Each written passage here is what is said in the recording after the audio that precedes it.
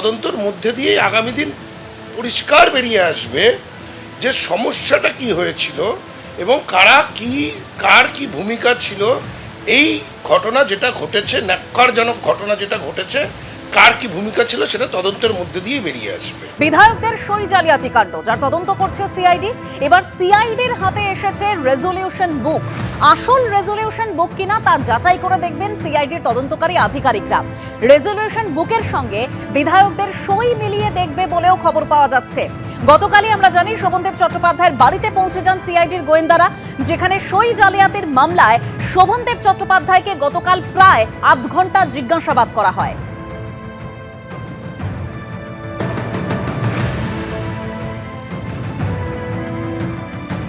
তারিখে যে মিটিংটি ছিল সেই মিটিংয়ে 6 তারিখের ডেটে যারা ওখানে উপস্থিত ছিল 6 তারিখের ডেটে কেন সিগনেচারটা করাতে হলো? কেন সিগনেচার কোনোদিন ক্যাপিটাল লেটারে বা ব্লক লেটারে হয় না, সিগনেচারের মতো হয়, তো সেখানে ব্লক লেটারে নাম লেখাতে হলো কেন? এই প্রশ্নের উত্তর তাকে দিতে হবে।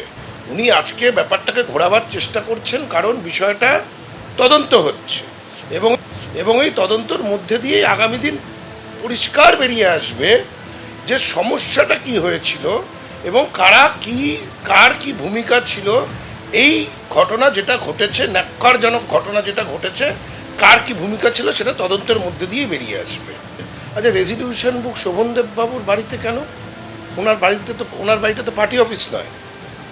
তো তার মানে যেদিন সিআইডি গেছিল কালীঘাটের বাড়িতে যেখানে মিটিংটি হয়েছে সেখান থেকে রেজলিউশন বুকটা সরিয়ে নেওয়া হয়েছে, তার মানে এটাই তো অর্থ দাঁড়ায়। যদি সব কিছু পরিষ্কার থাকে, পরিচ্ছন্ন থাকে, তাহলে ডকুমেন্ট সরাবার প্রয়োজনটা কেন আসছে?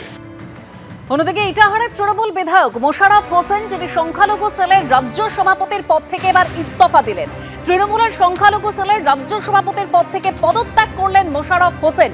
শারীরিক অসুস্থতার কারণ দেখিয়ে পদত্যাগ মোশাররফ হোসেনের। বিরোধী দলনেতা ঋতব্রত বন্দ্যোপাধ্যায়ের সঙ্গে কথা হয়েছে, রাজ্যের উন্নয়নে সামিল হতে চাই বার্তা দিয়েছেন মোশাররফ হোসেন।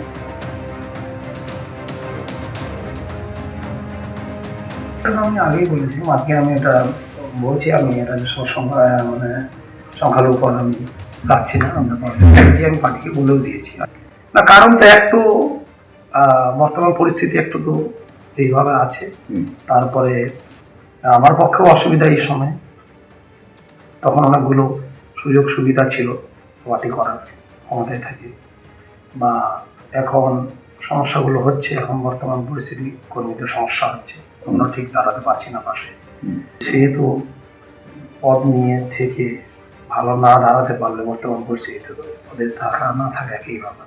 এখন মানে তৃণমূলে দুটো লবি হয়ে গেছে সরাসরি, একটা কালীঘাট লবি, একটা ঋতব্রত লবি। আপনি কোন লবিতে আছেন? আমি তো এর আগেও বলেছি, আজকেও বলছি, আমি এখন তো আপাতত স্থগিত, মানে নিজে এমনি আছি, ওনার দিকে আমি আপাতত নেই। নিশ্চয়ই সময় পথ বলবে। এবং ধরুন যে লবি দুটোই তো সবাই তৃণমূলেই বলছে, আমাদের সহচর এমএলএরা আছে তারাও তৃণমূল, আমরাও তৃণমূল, সবাই। আগামী দিনে ঢুকবেন ঋতুব্রত দলে? ওনাদের সঙ্গে কথা হয়েছে, নিশ্চয়ই দেখছি কোনটা কি হবে, সময় বলবো। এবিপি আনন্দ, এগিয়ে থাকে, এগিয়ে রাখে।